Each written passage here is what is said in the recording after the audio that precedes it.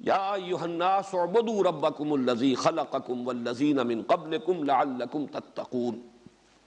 یا ایھا الناس، اے لوگو۔ یہ ناس کے لفظ کے بارے میں بھی میں تفصیلاً عرض کر چکا ہوں، لغوی بحث،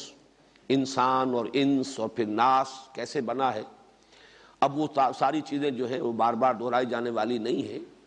اس وقت اس آیت کے حوالے سے جو یہ لفظ جو شروع کا اس کا انداز ہے، اس سے یہ بات نوٹ کر لیجئے کہ یہاں پوری نوع انسانی سے خطاب ہو رہا ہے۔ مولانا اصلاحی صاحب کے نزدیک تو تعویل خاص کے اعتبار سے یہاں مراد بنی اسماعیل ہے، گویا کہ اگرچہ خطاب عام ہے لیکن اس سے مراد ایک خاص گروہ ہے، بنی اسماعیل۔ لیکن جیسا کہ میں عرض کر چکا ہوں، میرے نزدیک یہ خطاب عام ہے اور یہ قرآن مجید کی بنیادی دعوت کا خلاصہ ہے جو ابدی دعوت ہے، اور اس دعوت کے مخاطب جو ہے وہ کوئی قبیلہ نہیں ہے، کوئی قوم نہیں ہے، کسی ملک کے لوگ نہیں ہیں، کسی خاص نسل سے متعلق نہیں ہے، بلکہ یا ایھا الناس، اے بنی نوع آدم، اے بنی آدم، اے نوع انسان، اے لوگو، اے انسانوں۔ یہ اس اعتبار سے بہت اہم ہے کہ دونوں اعتبارات سے اگر آپ تقابل کریں گے تو قرآن مجید کی یہ دعوت یا اسلام کی یہ دعوت منفرد نظر آئے گی دنیا میں جتنی بھی دعوتیں ہیں۔ ظاہر بات ہے کہ مختلف دعوتیں موجود ہیں، مختلف نظام ہیں، مختلف فکر ہیں، مختلف نظریات ہیں، ان کی طرف بلانے والے موجود ہیں، لیکن یہ ہے کہ ایک طرف انبیاء کرام کی دعوت، دوسری طرف دنیا میں جو دوسری تمدنی اور مادی قسم کی دعوتیں اٹھتی رہی ہیں، ان دونوں سے تقابل کر لیجئے۔ انبیاء کرام کا معاملہ بھی یہ ہے کہ نبی اکرم صلی اللہ علیہ وسلم سے قبل ہر نبی کی دعوت صرف اپنی قوم کے لیے تھی۔ یا قوم، یا قوم، یا قوم، کہیں یا ایھا الناس کے الفاظ آپ کو نہیں ملیں گے۔ یہ پہلی اور آخری دعوت ہے کہ جس میں خطاب عام ہے، انسان سے بحیثیت انسان خطاب ہے، کسی قوم سے نہیں، کسی نسل سے نہیں، کسی قبیلے سے نہیں، کسی ملک سے، کسی علاقے سے نہیں، کسی خاص پیشے سے نہیں، کسی خاص طبقے سے نہیں۔ اس میں یہاں تک نوٹ کر لیجئے کہ صرف ایک ہے سابقہ انبیاء میں سے حضرت مسیح علیہ السلام، جن کے بارے میں یہ گمان ہو سکتا ہے کہ ان کی دعوت بھی آفاقی ہو گئی، بین الاقوامی ہو گئی، ملکوں اور علاقوں اور نسلوں سے آگے پھیل گئی۔ لیکن یہ کہ یہ معاملہ بھی از روئے قرآن اس بات کو ذہن میں رکھیے کہ یہ بھی در حقیقت پولزم ہے۔ پول نے جو ترمیمیں کی ہیں حضرت مسیح علیہ السلام کی تعلیمات میں سے، اس کا مظہر یہ ہے، ورنہ قرآن مجید نے صراحت کے ساتھ کہا ہے حضرت مسیح کے بارے میں رسولاً الی بنی اسرائیل، وہ رسول تھے بنی اسرائیل کی طرف۔ اور حضرت مسیح کے اپنے الفاظ موجود ہیں بائبل میں کہ میں صرف اسرائیل کے گھرانے کی کھوئی ہوئی بھیڑوں کی تلاش میں آیا ہوں۔ یہ الفاظ جو کہ تو موجود ہیں، اب بھی موجود ہیں، میں صرف اسرائیل کے گھرانے کی کھوئی ہوئی بھیڑوں کی تلاش میں آیا ہوں۔ اور ایک تو انداز جو ہے وہ ذرا معلوم ہوتا ہے کہ کچھ نامناسب سا انداز ہے، اور معلوم ہوتا ہے کہ اس میں تحریف ہوئی ہے، کہیں کوئی الفاظ کچھ اور ہوں گے حضرت مسیح علیہ السلام کے، لیکن یہ کہ جنہوں نے بھی انہیں ریکارڈ کیا ہے اس میں کہیں کوئی رد و بدل ہو گیا ہے، وہ مناسب الفاظ معلوم نہیں ہوتے۔ کہ آپ نے روکا باقاعدہ کہ یہ دعوت جو اپنے شاگردوں کو جب تبلیغ کے لیے بھیج رہے تھے تو اس وقت جو ہدایات دی ہیں، جو بڑا طویل سرمن ہے بائبل کے اندر موجود، اس میں یہ بھی ہے کہ تم سوائے بنی اسرائیل کے اور کسی کے سامنے یہ دعوت پیش نہیں کرو گے، اور دیکھو کوئی بھی اپنے بچوں کے حصے کی روٹی کتوں کے آگے نہیں ڈالتا۔ یہ جینٹائلز کا جو تصور یہود کے ہاں ہے، گوئم اور جینٹائلز، کہ در حقیقت کامل انسان تو صرف ہم ہی ہیں، باقی یہ انسان نما حیوان ہے، ان سے ان کا معاملہ جو ہے ایک اعتبار سے ہم سے کمتر ہے، بظاہر انسان ہے حقیقتاً انسان نہیں ہے۔ تو وہ گوئم اور جینٹائلز کے الفاظ استعمال کرتے ہیں، معلوم ہوتا ہے وہی ذہنیت ہے جو یہاں آ گئی ہے۔ حضرت مسیح نے صرف یہ کہا ہوگا کہ تمہاری ذمہ داری جو ہے وہ صرف بنی اسرائیل تک اس دعوت کو پہنچا دینے کی ہے،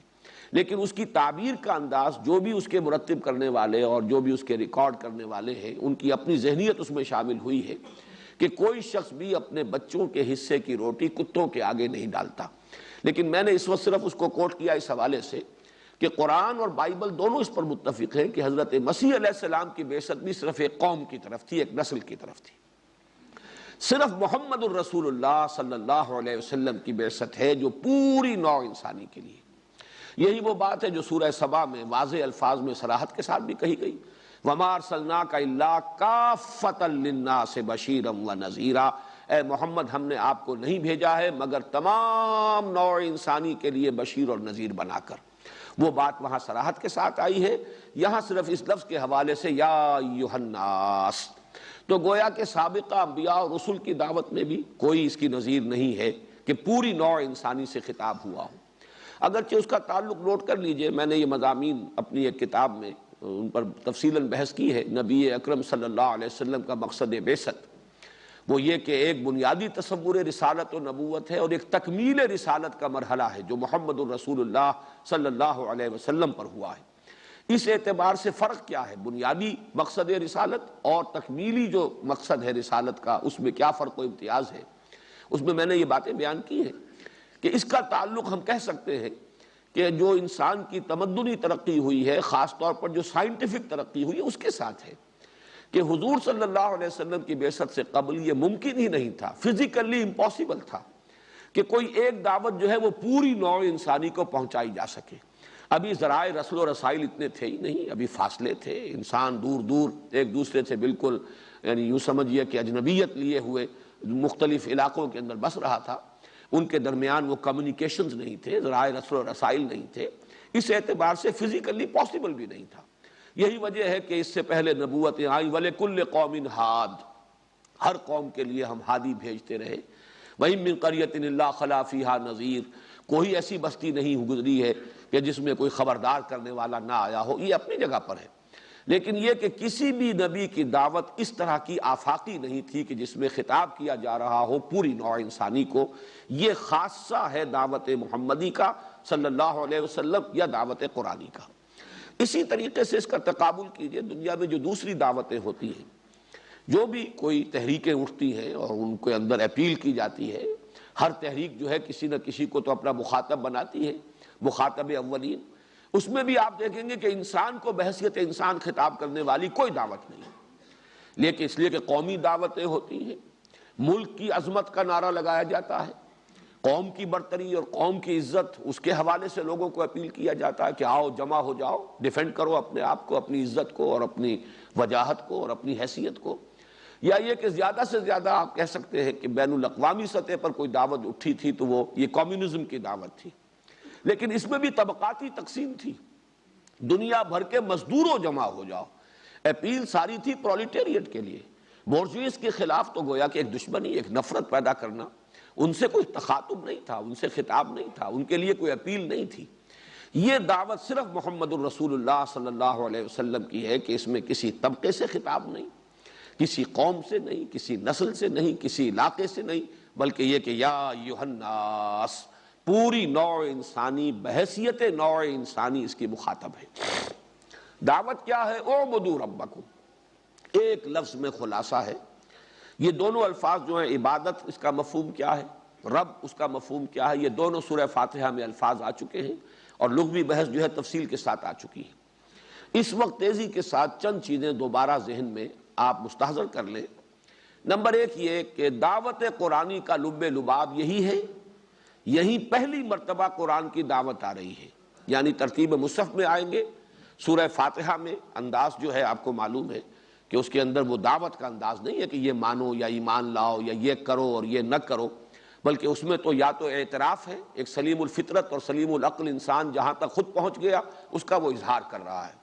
اور اس کے بعد وہ ایک دعا کر رہا، استدعا کر رہا، اہدنا الصراط المستقیم۔ پھر جو دو رکوع آئے ہیں وہ بھی سارا کلام خبریہ ہے، اس میں کہیں انشائیہ کلام نہیں ہے کہ یہ کرو اور یہ نہ کرو،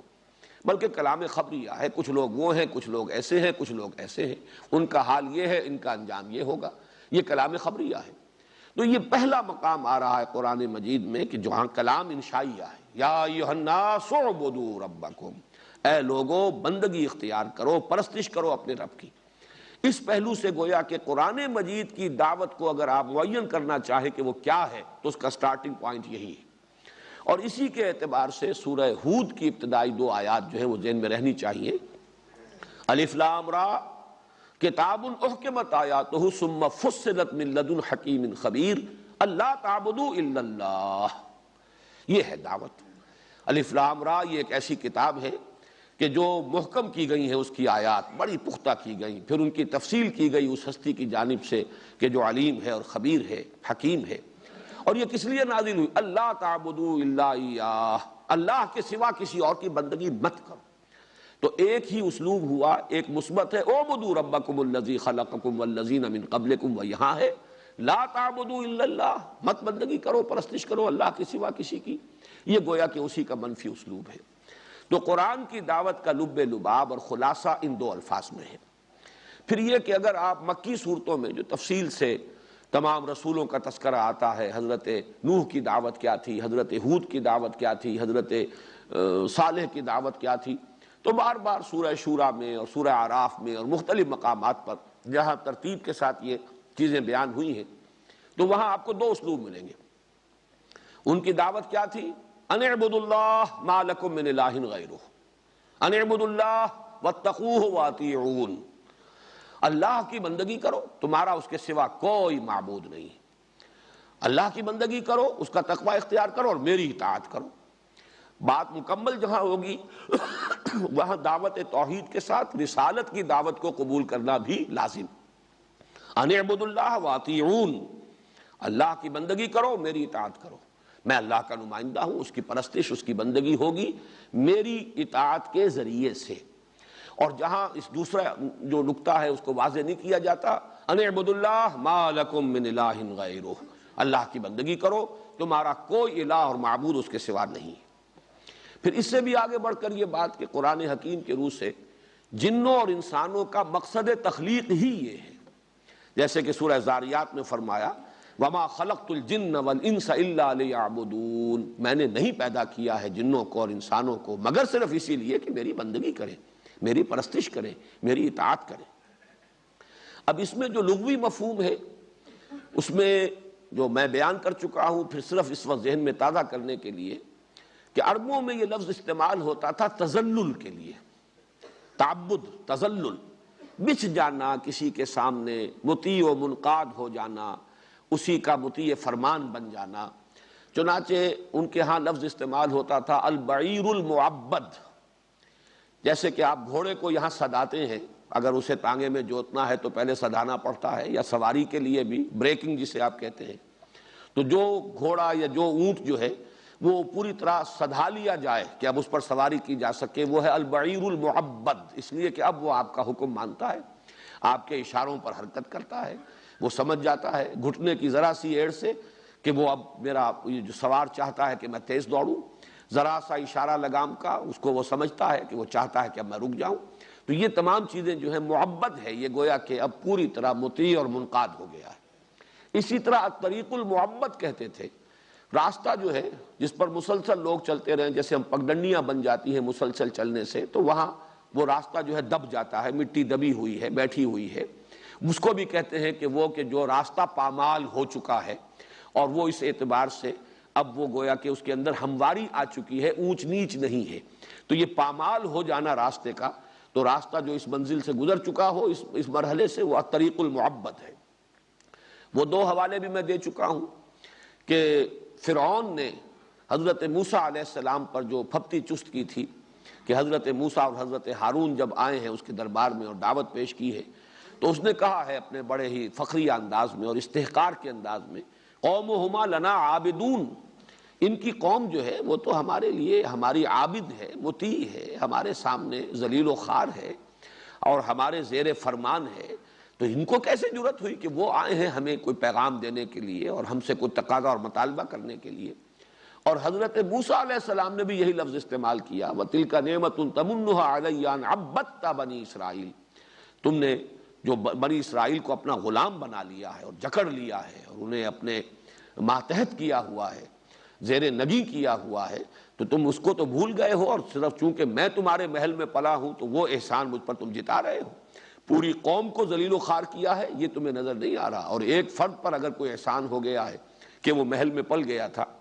أَلَمْ نُرَبِّكَ فِينَا وَلِيدًا، کیا ہم نے ہی نہیں پالا پوسا تھا تمہیں اپنے ہاں جبکہ تم چھوٹے سے تھے؟ تو گویا کہ ہمارے ہی ہاں پل کر اور اب تم جو ہے ہماری ہی بلی ہم ہی کو میاؤں کر رہے ہو۔ تو اس پر جواب جو دیا حضرت موسیٰ نے، وَتِلْكَ نِعْمَةٌ تَمُنُّهَا عَلَيَّ أَنْ عَبَّدْتَ بَنِي اسرائیل، تو گویا کہ اصل مفہوم جو ہے اس لفظ کا، اس کو نوٹ کر لیجئے کہ وہ تذلل ہے۔ تقریباً تمام جمہور علماء جو ہیں جو لغت کے، ان کا فیصلہ یہ ہے کہ العبادت التذلل، قالہ الجمہور، جمہور کا فیصلہ یہ ہے تذلل، بچھ جانا، گر جانا، عاجزی، انکساری، اپنی انانیت کو ختم کر دینا، اپنی مرضی سے دستبردار ہو جانا کسی کے سامنے، بس یہ عبادت ہے۔ البتہ یہ کہ اس کے اندر جو اصل روح ہے، وہ روح محبت کی جب پیدا ہوگی تو وہ عبادت جو ہے مذہبی پیدا ہوگی۔ ایک عبادت ہے، ایک غلامی ہے، خالص سیاسی کانسیپٹ۔ ظاہر بات ہے کہ اگر بنی اسرائیل اطاعت کر رہے تھے فرعون کی، تو کوئی اس کی محبت کی وجہ سے نہیں، کوئی اس کی تعظیم اپنے دل سے کرنے کے بنا پر نہیں، بلکہ مجبوری تھی۔ جیسے ہم انگریز کی اطاعت کرنے پر مجبور رہے، ہم اس کے غلام تھے، اس نے ہمیں فتح کیا، ہم غلام اور وہ ہمارا حاکم تھا۔ لیکن جو مذہب میں اور دین میں جو عبادت ہے اصل، اس میں جب تک کہ اس اطاعت کے ساتھ محبت کی چاشنی شامل نہ ہو جائے، دلی آمادگی، کسی کی محبت اور کسی کی عظمت کا نقش قلب پر اتنا گہرا ہو جائے کہ اس کی وجہ سے انسان خود اس کی اطاعت اختیار کرے، اپنی دلی آمادگی کے ساتھ اپنے آپ کو اس کے سامنے بچھا دے، یہ ہے اصل میں وہ عبادت کے جو مطلوب ہے۔ اس معنی میں ہے اعبدوا ربکم، اپنے رب کی بندگی اور پرستش کرو۔ یہ بھی میں بیان کر چکا ہوں کہ دو الفاظ فارسی کے جمع کیے جائیں گے تو عبادت کا یہ مفہوم پورا ہوگا۔ ایک ہے بندگی، وہ جو شیخ سعدی نے کہا کہ زندگی آمد برائے بندگی، زندگی بے بندگی شرمندگی۔ بندگی بندہ بن جانا، اطاعت، غلامی۔ اور ایک ہے پرستش۔ پرستش کے اندر کسی کی محبت ہوتی ہے، کسی کی عظمت کا کوئی نقش ہوتا ہے، کسی سے کوئی والہانہ عشق ہوتا ہے، کسی کی کوئی احسان مندی کا جذبہ ہوتا ہے، جیسے کہ میں سورہ فاتحہ کے ذیل میں عرض کر چکا ہوں کہ اصل میں شکر ہی کا جذبہ ہے جو عبادت کے جذبے کی شکل اختیار کرتا ہے۔ اس لیے کہ فطرت انسانی کی صحت کی ایک علامت یہ ہے کہ اس میں شکر کا جذبہ ہو، شکر کا مادہ ہو۔ اگر اس کے ساتھ کوئی بھلائی کرے، خیر کرے، اس کی کوئی ضرورت پوری کرے، اس کی احسان مندی کے جذبات پیدا ہونے چاہیے۔ اگر ہو گئے ہیں پیدا تو یہ صحت جو ہے یہ صحت فطرت کی علامت ہے، نہیں ہو رہے تو معلوم ہوا کہ فطرت جو ہے مسخ ہو چکی ہے، پرورٹ ہو چکی ہے، اس کے سوتے خشک ہو چکے ہیں۔ پھر اسی کا ایک تقاضا یہ ہے، اسی فطرت کا، کہ جس نے آپ کے ساتھ بھلائی کی ہے آپ بھی اس کے ساتھ کوئی بھلائی کریں، کوئی بدلہ دیں، کسی درجے میں اس کو جزا دیں، کوئی تو مبادلہ ہو جائے، کوئی خدمت اس کی کریں کسی انداز میں۔ والدین نے اگر آپ کے ساتھ بھلائی کی ہے آپ والدین کی خدمت کیجیے۔ کبھی کسی پڑوسی نے آپ کے ساتھ کوئی بھلا کام کیا، آپ بھی تلاش میں رہیں گے، کوئی موقع ملے میں بھی اس کے احسان کا بدلہ چکا لوں۔ ہل جزاء الاحسان الا الاحسان، احسان کا بدلہ تو احسان ہی ہو سکتا ہے، یہ بھی فطرت کا تقاضا ہے۔ لیکن اب اگر تو کوئی محسن ایسا ہے جس کا کہ آپ احسان کا کچھ بدلہ دے سکیں تو ٹھیک ہے، آپ نے عوض معاوضہ گلا ندارد، آپ نے اس کے احسان کا بدلہ چکا دیا، اب آپ کے اعصاب پر کوئی بوجھ نہیں رہا کہ میں اس کا احسان مند ہوں اور اس کے بوجھ تلے ہوں۔ لیکن اگر کوئی ہستی اتنی بلند ہے کہ آپ تو اس کی کوئی خدمت کر نہیں سکتے، سورج ہے، کیا کریں گے؟ آپ کو یہ تو پتا ہے سورج کی تمازت سے ہماری فصلیں پک رہی ہیں، سورج ہی کی یہ حرارت ہے جس سے یہ ہواؤں کا نظام ہے اور بارشیں برس رہی ہیں، تو یہ بڑا دیوتا ہے، اس سے تو ہمارے بڑے کام چل رہے ہیں، لیکن اب ہم کیا کریں؟ اس کی کیا خدمت بجا لائیں؟ اس کو کیا بدلہ دیں؟ تو بس اب یہاں ایک ہی شے رہ گئی کہ ہاتھ جوڑ کر کھڑے ہو جاؤ، اس کی عظمت کا اقرار کر لو، اس کے کچھ گن گاؤ، کچھ اس کی مدح کرو، کچھ حمد کرو، اس کے سامنے سر جھکا دو، سجدہ کر دو، ڈنڈوت کر دو، بس یہی ہو سکتا اور کچھ نہیں۔ اس اعتبار سے یہ جذبہ شکر جو ہے یہ در حقیقت پھر جذبہ عبادت کی شکل اختیار کرتا ہے۔ وہی جذبہ عبادت ہے کہ جو مطلوب ہے اللہ کے لیے، کہ انسان یہ پہچان لے کہ رب حقیقت میں وہی ہے۔ ربوبیت چاہے میری کتنی ہی مختلف گوشوں سے ہو رہی ہو، سورج کا بھی اس میں حصہ ہے، چاند کا بھی اس میں حصہ ہے، ہواؤں کا بھی حصہ ہے، پانی کا بھی حصہ ہے، نباتات کا بھی حصہ ہے، والدین کا بھی حصہ ہے، قوم اور قبیلے کا بھی حصہ ہے، یہ سب کا حصہ ہے میری ربوبیت، میری ضروریات کی باہم رسانی کا یہ نہ معلوم کتنا لمبا نظام ہے۔ لیکن یہ کہ یہ سارا سلسلہ ایک رب ہے، اصل رب، ربوبیت کے یہ سارے سلسلے اسی کے قبضہ قدرت میں ہے، اسی کی ربوبیت کے یہ مظہر ہیں۔ اصل رب وہی ہے، اصل پالنہار وہی ہے۔ جس نے اس حقیقت کو پہچان لیا، اب وہ ساری عبادت اور پرستش اور بندگی کا جذبہ اس کی ذات کے ساتھ وابستہ ہو جائے گا۔ جو سورہ فاتحہ میں یہ سارے مضامین آ چکے ہیں کہ الحمدللہ رب العالمین سے شروع ہو کر وہ پہلا حصہ جو ہے 3 آیتوں پر مشتمل پہلا پلڑا جو ہے، ایک پلڑا جو ہے اس سورہ مبارکہ کی جو تقسیم ہم نے ایک ترازو کی شکل میں کی ہے، وہ پھر درمیانی آیت پر آ کر جوڑتا ہے ایاک نعبد۔ یہ ایاک نعبد اصل میں اس کا منطقی نتیجہ ہے۔ اس کے بعد ہے دوسرا حصہ ایاک نستعین، اور وہ ہے اہدنا الصراط المستقیم صراط الذین انعمت علیہم غیر المغضوب علیہم ولا الضالین۔ یہ جو محبت اور اطاعت، ان دونوں میں نسبت کیا ہے؟ اس کے لیے بہترین تشبیہ یہ ہے کہ جیسے ہمارا جسم ہے اور اس کے اندر جان ہے۔ جان نظر نہیں آتی، جان کا وزن ہمیں معلوم نہیں، لیکن جسم سارا اگر ہے کسی چیز سے تو وہ جان ہی کی بدولت ہے، ورنہ اس کی حقیقت کیا ہے؟ یہ تو جان نکل جائے ڈس انٹیگریٹ ہو جائے گا، متعفن ہو جائے گا، تھوڑے عرصے تک جو ہے اس کو آپ شاید رکھ سکیں، باقی اس کو برداشت کرنا ناممکن ہو جائے گا۔ تو ہے جو کچھ نظر آ رہا ہے وہ تو جسم ہے، جان نظر نہیں آ رہی۔ جان نہاں در جسم او در جان نہاں، تو یہ جان نہاں ہے جسم کے اندر، یہ تو نظر نہیں آ رہی، لیکن اس کی ساری حقیقت جو ہے وہ اس جان سے ہے، یا آپ اس جان سے بھی آگے چاہیے تو روح سے ہے، لیکن یہ کہ نظر آنے والی شے جسم ہے۔ اسی طرح عبادت کا جو پیکر ہے جو نظر آئے گا وہ تو ہے اطاعت، اطاعت کلی، ہمہ تن ہمہ وقت ہمہ جہت، ہر اعتبار سے اللہ کی اطاعت، لیکن اس کی اصل روح جو ہے، اس کی جان جو ہے وہ محبت ہے۔ اگر محبت ہے تو یہ اطاعت عبادت بن جائے گی، اگر محبت نہیں ہے تو نری اطاعت رہ جائے گی۔ وہ اطاعت تو جبری بھی ہوتی ہے، مجبوراً بھی ہوتی ہے، دکھاوے کے لیے بھی ہوتی ہے، ریاکاری کے لیے بھی ہوتی ہے، وہ پھر عبادت شمار نہیں ہوگی جب تک کہ اس کے اندر وہ روح جو ہے، وہ اصل جان جو ہے وہ محبت کی اس کے اندر سرایت کیے ہوئے نہ ہو۔ اس حقیقت کو امام ابن تیمیہ نے بھی بیان کیا بہت خوبصورت الفاظ میں کہ لفظ العبودیت یتضمن کمال الذل و کمال الحب۔ عبودیت کا لفظ جو ہے یہ 2 چیزوں کو متضمن ہے، 2 چیزوں کو جمع کر دیتا ہے، 2 چیزوں کو اپنے اندر سمو لیتا ہے۔ کمال الذل، ہر آخری درجے کا تذلل، بچ جانا اور کسی کے سامنے انکساری، اپنے آپ کو بچھا دینا، وہ کمال الحب، اور ہر درجے کی محبت، دونوں چیزیں اپنی انتہا کو پہنچی ہوئی ہوں اور جمع ہو جائیں تو یہ لفظ العبودیہ جو ہے اس کا تقاضا پورا ہوگا۔ ان کے شاگرد رشید چونکہ ان پر اس متصوفانہ رنگ غالب ہے حافظ ابن قیم پر، انہوں نے اس میں ترتیب بھی بدل دی ہے۔ ان کا کہنا یہ ہے العبادت تجمع اصلین غایت الحب مع غایت الذل والخضوع، وہ محبت کو پہلے لا رہے ہیں کہ عبادت جو ہے وہ 2 بنیادوں کو، 2 جڑوں کو، 2 اساسات کو جمع کرتی ہے۔ العبادت تجمع اصلین غایت الحب، انتہا درجے کی محبت اللہ کی، مع غایت الذل والخضوع، اس کے ساتھ ہی حد درجے کی تذلل، عاجزی، انکساری، بچھ جانا اور اللہ کے سامنے جھک جانا، جھکاؤ، یہ دونوں چیزیں جو ہیں لازم و ملزوم ہیں۔ اب اس میں جو بات سمجھنے کی ہے وہ یہ ہے کہ عبادت اور عبادات کا اصل تعلق کیا ہے۔ ہمارے دور زوال میں بدقسمتی سے ہمارا تصور عبادت محدود ہوتا چلا گیا، وہ عبادات تک محدود ہو گیا۔ نماز، روزہ، حج، زکوٰۃ جو موڈز آف ورشپ ہیں، جو عبادات ہیں، جو معین افعال ہیں جو ہم پر فرض کیے گئے، نماز فرض ہے، روزہ فرض ہے، زکوٰۃ فرض ہے، حج فرض ہے، یہ کچھ موڈز ہیں، یہ کچھ ان کو آپ رسم بھی کہیں تو کوئی بری بات نہیں ہے، اس لیے کہ رسم کے لفظی معنی ہے کسی شے کا ظاہری جو اس کا ظہور ہوتا ہے۔ رسم الخط، اس رسم کے ذریعے سے ہم حروف کو ظاہر کرتے ہیں، تو رسم جو ہے وہ کوئی بری شے نہیں ہے۔ ویسے یہ کہ اگر صرف رسم ہی پر انسان کی نگاہ جم جائے، ریچولزم جسے ہم کہتے ہیں، رسم پرستی، تو وہ یقیناً غلط ہوگی، لیکن ظاہر بات ہے کہ لطافت بے کثافت جلوہ آرا ہو نہیں سکتی۔ ہر لطیف حقیقت کو اپنے ظہور کے لیے کسی نہ کسی کثیف میڈیم کی ضرورت ہے، وہ کثیف میڈیم ہوگا تو لطیف حقیقت ظاہر ہوگی، ورنہ اس کی کوئی حقیقت سامنے نہیں آ سکے گی۔ تو لطافت بے کثافت جلوہ آرا ہو نہیں سکتی، اسی لیے وہ جذبہ جو ہے وہ کسی نہ کسی رسم جو ہے اس کا محتاج ہے اپنے ظہور کے لیے۔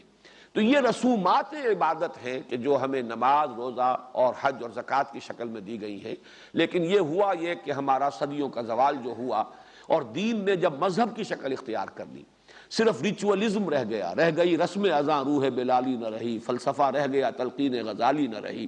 تو پھر صرف انہی چیزوں تک عبادت کا تصور محدود ہو گیا۔ بحمداللہ اب جو دور ہے ہمارا، اس میں بہت سے اہل قلم کی کوششوں سے اور بہت سے مصنفین اور مفکرین اس دور میں جو سامنے آئے ہیں، ان کی اجتماعی جد و جہد کا نتیجہ یہ ہے کہ اب یہ حقیقت تو بالکل واشگاف ہو چکی ہے کہ عبادت سے مراد ہے پوری زندگی میں اللہ کی بندگی اور اطاعت، یہ اس کا ایک لازمی حصہ ہے، ورنہ تو در حقیقت ایک تناقض ہے، پھر تضاد ہے کہ نماز میں ہم کھڑے ہوں تو اللہ کی بندگی کر رہے ہیں، اور جب نماز سے فارغ ہو جائیں تو پھر اب اپنی منمانی، اپنے نفس پرستی، اپنے معاشرے کا جو چلن ہے یا جو بھی سکہ رواں ہے، اب ہم اس کی اطاعت شروع کر دیں، اس کی پیروی کریں، تو یہ تو لما تقولون ما لا تفعلون ہے۔ ہم آہنگی اسی صورت میں ہوگی کہ یہ بالکل ایک ہی رنگ ہو، بس یوں سمجھیے کہ نماز کی حالت میں وہ رنگ بہت گہرا ہے، اس لیے کہ ہمہ تن ہمہ وجوہ اسی پر ارتکاز ہے۔ انی وجہت وجہی للذی فطر السماوات والارض حنیفا وما انا من المشرکین، باقی ہر شے سے منقطع ہو کر، اپنا تعلق توڑ کر، اپنی توجہ کو ہٹا کر ارتکاز کی ہے توجہ کی اللہ تعالیٰ کی طرف۔ یہ گویا کہ اس عبادت کا رنگ یہاں گہرا ہے، باقی یہ کہ اس کے ساتھ ہم آہنگی ہونی چاہیے۔ اسی رنگ میں رنگی ہوئی پوری زندگی، اسی رنگ میں رنگا ہوا پورا انسان کا بیہیویئر، پورا طرز عمل، سارے معاملات اگر نہیں ہے تو یہ تناقض ہے، یہی پھر منافقت کی طرف انسان کو لے جانے والی شے ہے۔ اس اعتبار سے یہ تصور عبادت جو ہے میں سمجھتا ہوں کہ اب بہت حد تک لوگوں کے سامنے آ چکا ہے۔ البتہ اس میں یہ محبت والا پہلو، چونکہ یہ سابق زمانے میں کچھ صوفیہ کا موضوع رہا، ہماری بدقسمتی یہ بھی ہے کہ اڑائے کچھ ورق لالے نے، کچھ نرگس نے، کچھ گل نے، چمن میں ہر طرف بکھری ہوئی ہے داستاں میری، دین کے جو ایک حقیقت واحدہ تھی اس کے اجزاء کیے گئے، اور وہ اجزاء مختلف طبقات نے سنبھال لیے، وہ ان کی گویا کہ ایک ایکسکلوسیو ڈومین ان کا بن گیا، گویا محبت اور عشق کی بات تو کریں گے صرف صوفیہ، باقی جو فارم ہے، جو شکل ہے ظاہری، نماز کی، روزے کی، اس کے قوانین و قواعد، اس کی بات کریں گے فقہا۔ آذان کی صورت میں تھا، اس کے مختلف پہلو تقسیم ہوئے اور مختلف طبقات نے ایک ایک حصہ سنبھال لیا، اور اس کا بعد میں کچھ مغایرت پیدا ہوئی ہے۔ ہمارے جو جدید مفکرین ہیں دین کے، اور ان میں دین کے جو داعی ہیں ان کو بھی شریک کرتا ہوں، جو احیائی تحریکیں چل رہی ہیں ان کے اندر جو لوگ بھی سرگرم ہیں، ان سب کو عام طور پر تصوف سے ایک قد ہے اور بعد ہے، کچھ مختلف اسباب ہیں اس کے، جس کی وجہ سے کہ اس سے ایک طرح کی الرجی ڈیولپ ہوئی ہے، اور اس کی وجہ سے یہ محبت اور عشق کی باتیں جو ہیں معلوم ہوتا ہے کہ ان سے بھی انہیں ایک طرح کا بعد اور ایک طرح کی جو دوری جو ہے ان کی اپنی اپروچ کے اندر پیدا ہوئی ہے۔ اس کی ضرورت ہے کہ اس کمی کو پورا کیا جائے، کہ جو اہمیت ہے محبت کی، کہ جب تک محبت کی چاشنی شامل نہ ہو محض اطاعت عبادت نہیں ہے، اس کو پورے ایمفیسس کے ساتھ، پورے شد و مد کے ساتھ، پورے زور کے ساتھ، اور اسی لیے میں نے حافظ ابن قیم اور امام ابن تیمیہ رحمہم اللہ دونوں کی عبارتیں جو ہیں آپ کو پھر سنائی ہیں۔ اس پر میں نے ایک تقریر، جیسا کہ میں نے آپ کو بتایا 15-20 سال پہلے ایک پرانی بات ہے، اور وہ تقریر میں نے اسی ایک آیت پر یا ایھا الناس اتقوا ربکم الذی خلقکم والذین من قبلکم لعلکم تتقون، اس پر ایک مکمل تقریر کی تھی، جو ابھی حال ہی میں پھر میثاق کے اکتوبر اور نومبر کے شماروں میں وہ دو قسطوں میں چھپ چکی ہے، جن حضرات کو دلچسپی ہو وہ اس کو لیں اور اس کا مطالعہ کریں۔ بہرحال یہ جو عبادات کا تعلق ہے کہ عبادت ہے اطاعت مطلق، ہمہ تن، ہمہ وقت، ہمہ وجوہ، لیکن محبت کے جذبے سے سرشار ہو کر۔ اب اس کا کیا تعلق ہے عبادات کے ساتھ، اسے بھی بڑے ہی اختصار کے ساتھ سمجھ لینا چاہیے کہ یہ عبادت آسان نہیں ہے، اس میں بڑی رکاوٹیں ہیں۔ سب سے بڑی رکاوٹ ہمارا نفس ہے، اس کے تقاضے ہیں، ہمارے اینیمل انسٹنکٹس ہیں، ہماری خواہشات ہیں، ہمارے جذبات ہیں، ہمارے شہوات ہیں۔ پھر یہ کہ بھول جانا، اس لیے کہ انسان اس دنیا میں ہے، اس کے معمولات ہیں، اس کی مصروفیات ہیں، مشغولیات ہیں، مختلف اثرات اس پر پڑ رہے ہیں ماحول کے، ان سے اپنے آپ کو بچا کر رکھنا کہ اپنے اس عہد پر انسان کاربند رہے کہ اللہ ہی کی بندگی کرنی ہے، اللہ ہی کی اطاعت کرنی ہے۔ تو گویا کہ بہت سے خارجی اور داخلی موانع ہیں، اسی لیے علامہ اقبال نے کہا چمی گویم مسلمانم بے لرزم کہ دانم مشکلات لا الہ رہا۔ میں جب یہ کہتا ہوں کہ میں مسلمان ہوں تو مجھ پر کب کبھی طاری ہوتی ہے، اس لیے کہ مجھے معلوم ہے لا الہ الا اللہ کہہ دینا اور اللہ کی بندگی کا اقرار کر لینا بہت آسان ہے، لیکن اس پر پورے اترنا بہت مشکل ہے۔ اس میں مختلف پہلوؤں سے جو رکاوٹیں ہیں، اصل میں ان کی تسہیل، ان کی تیسیر، ان کو آسان بنانے کے لیے اللہ نے یہ 4 عبادات عطا کی. نماز اس لیے ہے کہ آپ بھول نہ جائیں، مبادا آپ بھول جائیں. اس بھول سے نکالنے کے لیے 5 مرتبہ زندگی کے معمولات میں سے نکلو. جو لوگ اس سے آگے کریں اور بھی نفلی نمازیں پڑھیں ان کا معاملہ تو اور آگے کا ہے، لیکن فرض نمازیں 5 ہیں. 5 مرتبہ اپنی زندگی کے معمولات کو توڑ کر آؤ اور اپنے عہد بندگی کو تازہ کرو. سرکشی نے کر دیے دھندلے نقوش بندگی، آؤ سجدے میں گرے لوح جبی تازہ کریں. ایاک نعبد و ایاک نستعین اقم الصلاۃ لذکری، قائم رکھو نماز کو میری یاد کے لیے. بھول نہ جاؤ کہیں تم، وہ کیفیت نہ ہو جائے کہ کافر کی یہ پہچان کے آفاق میں گم ہے، مومن کی یہ پہچان کہ گم اس میں ہے آفاق. یہ کیفیت ہونی چاہیے، اور اس کے لیے نماز یہ گویا کہ ستون ہے. الصلاۃ و عماد الدین، یہ تو تمہارے معمولات کو جکڑ لے، زندگی کے تمام تمہارے معمولات اس کے گرد ریوالو کرے، یہ مرکز بن جائے، یہی اس کا اصل عمود بن جائے اور عماد الدین بن جائے. پھر یہ کہ نفس کے تقاضے ان کے تمام کے لیے ڈھال کے طور پر الصوم جنت، روزہ رکھو تاکہ نفس کے منہ زور گھوڑے کو تم ذرا قابو کرنے لگ سکو، اس کو لگام دے سکو. وہ تم پر غالب نہ آ جائے بلکہ تم اس پر غالب رہو. تمہاری خودی، تمہاری انا، تمہاری قوت ارادی جو ہے وہ غالب رہے، اور نفس اور اس کے تقاضے جو ہے مغلوب رہے. اسی لیے فرمایا کتب علیکم الصیام کما کتب علی الذین من قبلکم لعلکم تتقون. تیسری سب سے بڑی رکاوٹ مال کی محبت، جو در حقیقت علامت ہے دنیا کی محبت. دنیا کی محبت کا خلاصہ ہے مال کی محبت. اس کے لیے یہ کہ خرچ کرو، دو، انفاق، اللہ کی راہ میں زکوٰۃ. اور تزکیے کے معنی ہے پاک کرنا. یہ نجاست ہے جو تمہارے دل کے اندر لگی ہوئی ہے. اگر مال کی محبت کی نجاست لگی رہے گی تو تم جو ہے اس عبادت کے تقاضے کو پورا نہیں کر سکو گے. لہٰذا اس کو دھو، اور یہ مال اللہ کی راہ میں دو، وہ زکوٰۃ کی عبادت ہے. اور حج میں یہ تینوں جو حکمتیں ہیں جمع کر دی گئی. اس میں ذکر بھی ہے، تلبیہ ہے، شاعر اللہ ہے، پھر یہ کہ اس میں خرچ ہے، پیسے کا انفاق کا معاملہ ہے، اور پھر اس میں وہ احرام کے اندر وہ روزے سے مشابہ پابندیاں بھی ہیں. اس اعتبار سے یہ عبادات در حقیقت اس اصل عبادت کے راستے کی رکاوٹوں کو دور کرنے کے لیے اللہ تعالیٰ نے ہمیں یہ اعمال جو ہیں یہ عطا فرمائے ہیں. یہ ہمارے لیے رحمت ہے. یہ اس اصل مقصد کو جو ہمارا مقصد زیست ہے، وما خلقت الجن والانس الا لیعبدون، اس کو پورا کرنے میں ہماری ممد اور معاون ہے. اس اعتبار سے اللہ کا فضل اور رحمت کا مظہر ہے. اس کے لیے ایک آیت جو ہے وہ ضرور ذہن میں رہنی چاہیے، اور وہ اس عبادت کو ان عبادات سے جدا کرنے کے لیے کہ واو عطف درمیان میں آیا ہے. سورہ بینہ کی آیت نمبر 5، وما امروا الا لیعبدوا اللہ مخلصین لہ الدین حنفاء ویقیموا الصلاۃ ویؤتوا الزکاۃ وذلک دین القیمہ. انہیں حکم نہیں دیا گیا تھا مگر اس کا کہ اللہ ہی کی بندگی کریں، یکسو ہو کر خالص اسی کی بندگی کریں، حنیف ہو کر، مخلصین لہ الدین، اطاعت کو اس کے لیے خالص کرتے ہوئے، کہیں بھی کوئی اس کے دوغلا پن پیدا نہ ہو، وہ یکسو ہو، یک رنگ ہو، اللہ ہی کی عبادت ہو پوری زندگی میں. وما امروا الا لیعبدوا اللہ مخلصین لہ الدین، اطاعت کو اس کے لیے خالص کرتے ہوئے، حنفاء، پورے یکسو ہو کر،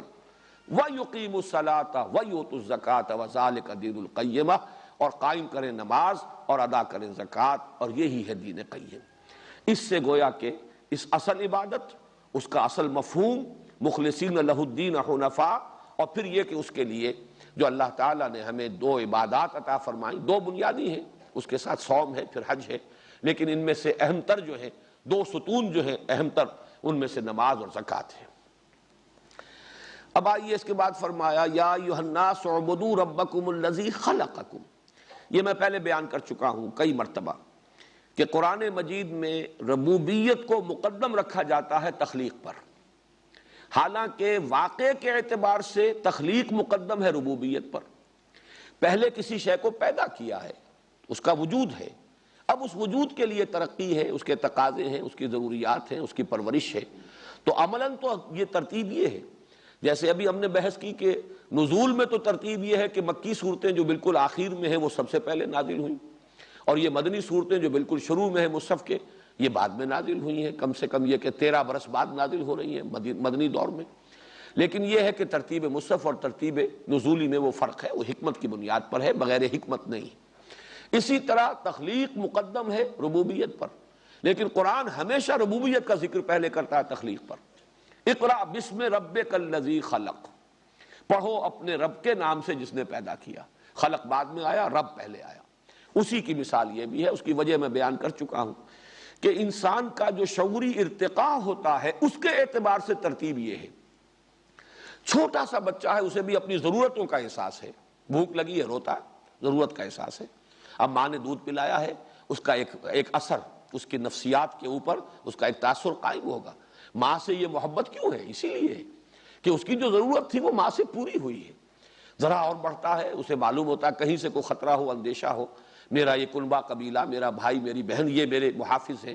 تو یہ جو اپنے ضروریات کا اور اپنے تحفظات کا شعور ہے، یہ ہے انتہائی بنیادی۔ وہ تو کہیں جا کر اوپر جب وہ جوان ہوگا، شعور اس کا جو ہے وہ اپنی پختگی کو پہنچے گا، تو اپنا وجود، اپنی ہستی، پھر اس کی تخلیق، کس مرحلے سے میں گزرا ہوں، یہ بہت بعد کی بات ہے۔ اس اعتبار سے شعور انسانی کا جو ارتقائی عمل ہے اس میں مقدم ہے تصور ربوبیت۔ تو یا ایھا الناس اعبدوا ربکم الذی خلقکم۔ اچھا، اس میں دلیلیں بھی آ گئی، وہی رب ہے تمہارا، وہی تمہارا خالق ہے، لہذا وہی ذات واحد عبادت کے لائق،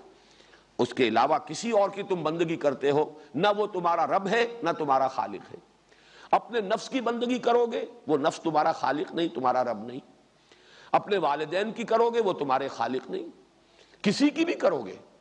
اس اعتبار سے ان دونوں الفاظ میں دلیل مضمر ہے۔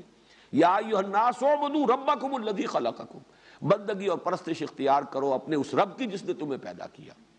اگلا لفظ ہے والذین من قبلکم، یہ یہاں خاص طور پر کیوں لایا گیا؟ اس کا سبب یہ معلوم ہوتا ہے واللہ عالم کہ انسان کی ایک بہت بڑی گمراہی یہ رہی ہے کہ جو بھی آباء و اجداد کے طور طریقے چلے آ رہے ہوں ان کے ساتھ ایک عصبیت ہم کیسے چھوڑ دیں؟ ہمارے آباء و اجداد کی ریت یہ ہے، ان بتوں کو وہ پوجتے چلے آ رہے ہیں، یہ تو ہماری جو ہے خاندانی روایات ہے، یہ تو ہمارے قبیلے کی ریت ہے، یہ ہمارے آباء و اجداد سے چلی آ رہی یہ باتیں۔ تو ایک تقدس جو پیدا ہو جاتا ہے، اور جس کو کہ کہا جا سکتا ہے آباء پرستی، اپنے آباء و اجداد کو پوجنا، یہ بھی ایک دلیل کی شکل اختیار کر لیتی ہے یہ بات کہ یہ تو جی ہمارے ہاں تو یہ بات چلی آ رہی ہے، آباء و اجداد سے چلی آ رہی ہے۔ یہ در حقیقت اس کی جڑ کاٹی جا رہی ہے کہ وہ بھی مخلوق تھے، جیسے تم مخلوق ہو، جیسے تمہیں اللہ نے پیدا کیا ویسے ہی انہیں بھی پیدا کیا، لہٰذا ان کا کوئی فعل تمہارے لیے سند نہیں، دلیل نہیں۔ یہی بات ہے جو مکی صورتوں میں خاص طور پہ سورہ لقمان میں بڑی وضاحت کے ساتھ آئی ہے کہ والدین کے ساتھ حسن سلوک یہ تو فطرت کا تقاضا ہے۔ وَوَصَّيْنَا الْإِنسَانَ بِوَالِدَيْهِ حَمَلَتْهُ أُمُّهُ وَهْنًا عَلَى وَهْنٍ وَفِصَالُهُ فِي عَامَيْنِ أَنِ اشْكُرْ لِي وَلِوَالِدَيْكَ۔ یہ تو فطرت انسانی کا تقاضا ہے، یہ شکر کا بدلہ ہونا چاہیے۔ انہوں نے تمہیں پالا پوسا، خاص طور پر ماں اس نے پیٹ میں رکھا ہے 9 مہینے تک، اب ذوف پر ذوف جھیل کر، اور پھر دودھ چھڑایا ہے 2 سال میں، 2 سال تک جوک بن کر ان کی چھاتیوں سے چمٹے رہے ہو۔ اس اعتبار سے ان کے ساتھ احسان، حسن سلوک یہ تو لازماً فطرت کا تقاضا ہے۔ لیکن وَإِن جَاهَدَاكَ عَلَىٰ أَن تُشْرِكَ بِي مَا لَيْسَ لَكَ بِهِ عِلْمٌ فَلَا تُطِعْهُمَا وَصَاحِبْهُمَا فِي الدُّنْيَا مَعْرُوفًا وَاتَّبِعْ سَبِيلَ مَنْ أَنَابَ إِلَيَّ ثُمَّ إِلَيَّ مَرْجِعُكُمْ فَأُنَبِّئُكُم بِمَا كُنتُمْ تَعْمَلُونَ۔ لیکن اگر وہ شرک کا حکم دے، کفر کا حکم دے، غلط بات کا حکم دے، حرام کے اوپر تمہیں آمادہ کرنا چاہے، ان کا کہنا مت مانو، یہ ان کا حق نہیں ہے۔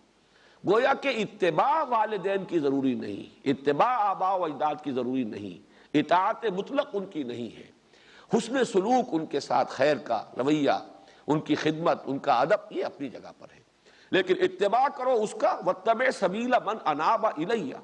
اتباع اس شخص کے راستے کی کرو جس نے اپنا رخ میری طرف کر لیا ہو۔ یہ ہے اصل میں کہ جو فرق و تفاوت ہونا چاہیے، اور یہ توازن مطلوب ہے۔ نہ تو یہ کہ والدین کا سرے سے کوئی لحاظ ہی نہ ہو، خیال ہی نہ ہو، ان کا ادب بھی نہ رہے، ان کا پاس بھی نہ رہے، ان کے ساتھ حسن سلوک بھی نہ ہو، ان کی خدمت بھی نہ ہو، نہ یہ کہ ان کی پرستش شروع کر دی جائے کہ یہی دلیل بن جائے کہ ہمارے والدین کا فرمان یہ ہے یا ہمارے آباء و اجداد کے رسومات یہ ہیں، ہم ان کو کیسے چھوڑ دیں۔ اس کے بین بین ایک روش کی ضرورت ہے جو سورہ لقمان میں آئی۔ تو والذین من قبلکم لعلکم تتقون، تاکہ تم بچ سکو۔ اس لفظ کے بارے میں چونکہ اس پر تقوی اور متقین اس پر بحث ہو چکی ہے، اس وقت صرف نوٹ کرنے کی بات یہ ہے کہ یہاں پہ ترجمہ اس کا کیا موضوع ہوگا۔ عام طور پر مترجمین نے ترجمہ کیا ہے تاکہ تمہارے اندر تقوی پیدا ہو جائے۔ یہ ایک تو اس اعتبار سے تو یہ کچھ یعنی اس کے ساتھ کوئی مناسبت رکھنے والی بات نہیں ہے کہ بندگی کرو اپنے رب کی تاکہ تقوی پیدا ہو جائے، حالانکہ در حقیقت یہ دونوں چیزیں لازم و ملزوم ہیں۔ بندگی کرے ہی گا اس وقت جبکہ اس کے اندر تقوی موجود ہو۔ تقوی تو اصل میں وہ روح باطنی ہے کہ جو انسان کو بندگی پر آمادہ کرنے والی شے ہے۔ چنانچہ اس ضمن میں سورہ مائدہ کی آیت نمبر 93 بڑی اہم ہے اور بہت جامع آیت ہے۔ لیس علی الذین آمنوا وعملوا الصالحات جناح فیما طعموا اذا ما اتقوا وآمنوا وعملوا الصالحات ثم اتقوا وآمنوا ثم اتقوا واحسنوا واللہ یحب المحسنین۔ جو لوگ ایمان لائے اور عمل صالح کر رہے ہیں، وہ پہلے جو کچھ کھا پی چکے اس کا ان پر کوئی الزام نہیں، کوئی گناہ نہیں، کوئی جواب دہی نہیں۔ یعنی شراب کی حرمت جب تک آخری نہیں آئی تھی، اس سے پہلے جس نے بھی پی ہے وہ پی گئی، اس کا کوئی مواخذہ نہیں ہوگا۔ اب اس کے بعد آیا ہے جبکہ ان کی روش یہ رہی ہے، اذا ما اتقوا وآمنوا وعملوا الصالحات، جبکہ ان کی روش یہ رہی کہ انہوں نے تقوی اللہ کا اختیار کیا، ایمان لائے، نیک عمل کیے، ثم اتقوا وآمنوا، پھر مزید تقوی ان کے اندر بڑھ گیا اور پھر اور ایمان میں ان کی ترقی ہوئی، مزید ایمان لائے، ایمان حقیقی قلب کی گہرائیوں کے اندر وہ راسخ ہو گیا، گہرائی اور گہرائی کے ساتھ۔ ثم اتقوا واحسنوا، پھر مزید تقوی ان کے اندر پیدا ہوا اور وہ مقام احسان پر فائز ہو گئے۔ واللہ یحب المحسنین، اور اللہ تعالی محسنین کو پسند کرتا ہے، ان سے محبت کرتا ہے۔ تو حدیث جبرائیل میں اصل میں یوں سمجھیے کہ اعتبار سے کہا جا سکتا ہے کہ اسی آیت کی وضاحت ہے۔ پہلا سوال حضرت جبرائیل نے کیا اخبرنی عن الاسلام، دوسرا اخبرنی عن الایمان، تیسرا اخبرنی عن الاحسان۔ تو ایمان، اسلام اور احسان کے یہ تین مدارج ہیں،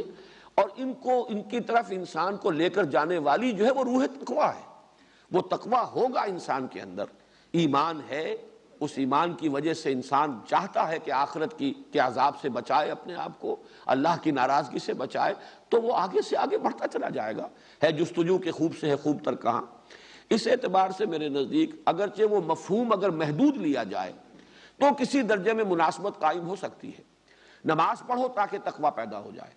روزہ رکھو تاکہ تقوی پیدا ہو جائے، جیسے کہ میں نے آیت سنائی یا ایھا الذین آمنوا کتب علیکم الصیام کما کتب علی الذین من قبلکم لعلکم تتقون۔ یہاں یہ تتقون کا ترجمہ تاکہ تم متقی بن جاؤ، تاکہ تمہارے اندر تقوی پیدا ہو جائے، اس کی مناسبت ہے، اور یہ عقلی اعتبار سے، منطقی اعتبار سے اس کے ساتھ وہ ایک پورا ربط رکھتا ہے۔ لیکن اس آیت میں تتقون کا ترجمہ ہوگا جو اس کا اصل میں لغوی مفہوم ہے، یعنی تاکہ تم بچ سکو۔ کس چیز سے بچ سکو؟ نمبر ایک، عذاب اخروی سے بچ سکو۔ وَلَهُمْ عَذَابٌ عَظِيمٌ، جو اس سے پہلے آ چکا ہے، عذاب علیم، عذاب عظیم۔ اس سے بچنے کی شکل یہی ہے کہ اللہ کی بندگی اختیار کرو اور ہمہ تن، ہمہ وجوہ، ہمہ وقت بندگی اختیار کرو، اور اس کی محبت سے سرشار ہو کر اس کے سامنے اپنے آپ کو بچھا دو، تاکہ تم آخرت کے عذاب سے اور اس دردناک انجام سے بچ سکو۔ اور دوسرا اس کا مفہوم یہ ہے، اس دنیا میں جو فساد تمدن ہے، اس دنیا میں افراط و تفریط کے جو دھکے ہیں، اگر تم اللہ کی بندگی اختیار نہیں کرو گے، اپنی عقل کی پیروی اختیار کرو گے، اپنے نفس کی بندگی کرو گے، تو تصادم ہوگا، مفادات ٹکرائیں گے، طبقاتی کشمکش ہوگی، ایک طرف جو ہے حاکم اور محکوم کے درمیان رسہ کشی ہوگی، ایک طرف سرمایہ اور محنت کے درمیان کھینچتان ہوگی، ایک طرف فرد اور اجتماعیت کے درمیان جو ہے کھینچتان ہوگی۔ تو یہ گویا کہ افراط و تفریط کے دھکے جو ہیں یہ نوع انسانی کا مقدر بنے رہیں گے، اور تمدن انسانی جو ہے وہ ایک فساد کی آماجگاہ بنا رہے گا اگر تم اللہ کی بندگی اختیار نہیں کرتے۔ اس میں خیر کا، خیریت کا، بھلائی کا، امن کا، سکون کا، اس دنیا میں اصلاح جسے کہتے ہیں، لا تفسدوا فی الارض بعد اصلاحھا، اس زمین میں فساد مت مچاؤ اس کی اصلاح کے بعد۔ وہ اصلاح ہوگی تو اسی شکل میں ہوگی کہ ہم تن سب کے سب اللہ کی بندگی کو اختیار کر لیں، اسی کے مطیع فرمان بن جائیں، اسی کے احکام پر چلیں، اسی کی ہدایت کو اپنے لیے زندگی کا لائحہ عمل بنا لیں۔ تو یہ ایک آیت، جیسا کہ میں نے عرض کیا، قرآن مجید کی دعوت کا خلاصہ ہے، اس لیے کہ باقی سارے تقاضے جو ہیں میں اس وقت ریفر کر رہا ہوں جن حضرات کے علم میں ہے، فرائض دینی کا جامع تصور، جو میں نے ایک 6 منزلہ عمارت کے حوالے سے بارہا بیان کیا ہے، وہ دونوں تقاضے جو اوپر کے ہیں وہ بھی اسی کے در حقیقت کورولریز ہیں۔ اللہ کی بندگی کرو گے، جب عملاً بندگی اختیار کر رہے ہو، تم اپنے وجود سے خود ایک داعی بن گئے ہو، تم خود مظہر بن گئے ہو اللہ کے دین کا، تم اپنے وجود سے شہادت قائم کر رہے ہو، شہادت علی الناس، اور پھر یہ کہ دعوت دینا، لوگوں تک دین کو پہنچانا، یہ بھی اللہ کا حکم ہے، تو بندگی میں شامل ہے۔ جب اللہ کی بندگی کرنی ہے، اس کا حکم ماننا ہے، تو اس کا حکم یہ ہے کہ اس کے دین کو دوسروں تک پہنچاؤ۔ جب اللہ کی بندگی کرنی ہے، اس کا حکم ماننا ہے، تو اس کا سب سے بڑا حکم یہ ہے کہ اس کے دین کو قائم کرو، ان اقیموا الدین۔ اس کا حکم یہ ہے کہ اس کے لیے تن من دھن لگاؤ، اس کا حکم یہ ہے کہ جہاد کرو بالمال والنفس، جان بھی کھپاؤ، مال بھی کھپاؤ، لتکون کلمۃ اللہ ہی العلیٰ، تاکہ اللہ کا کلمہ سب سے سربلند ہو جائے۔ تو گویا کہ دین کے جتنے عملی تقاضے ہیں وہ سب کے سب، جیسے ہم کہتے ہیں کہ ہاتھی کے پاؤں میں سب کے پاؤں، تمام چیزیں اس کے اندر آ گئی۔ تو لفظ عبادت جو ہے اتنا پروفاؤنڈ ہے کہ اس میں دین کے سارے عملی تقاضے جو ہیں وہ ایک ہی لفظ کے اندر سمو دیے جاتے ہیں۔ اس اعتبار سے وما خلقت الجن والانس الا لیعبدون، میں نے جنوں اور انسانوں کو نہیں بنایا، نہیں پیدا کیا مگر اس لیے کہ میری بندگی کریں۔ تو اس ایک لفظ کے اندر دین کے سارے عملی تقاضے موجود ہیں، اور اس اعتبار سے گویا کہ دعوت قرآنی کی تعبیر کے لیے جامع ترین لفظ یہی ہے، اعبدوا ربکم، بندگی رب۔ یہ ہے گویا کہ وہ ایک اصطلاح کے اندر دین کی کل دعوت کا خلاصہ اور لب لباب۔